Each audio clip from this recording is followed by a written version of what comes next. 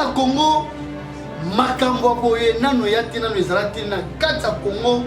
babi émission tobeta masolo ya mboka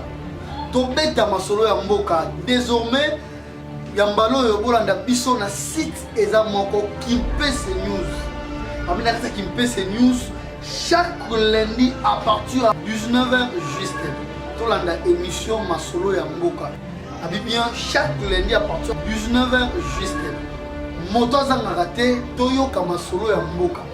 na kati ya masolo ya mboka tokolobela nyonso oyo eza politique tokoleyambaka ba leader d'opinion nyonso oyo oyebi ekozala présenté par votre humble présentateur Cédric Menza autrement dit New Jakawanga. Pour le contact de plus 243 89 65 22 et puis 482 plus 243 89 65 22 puis 482 pour s'abonner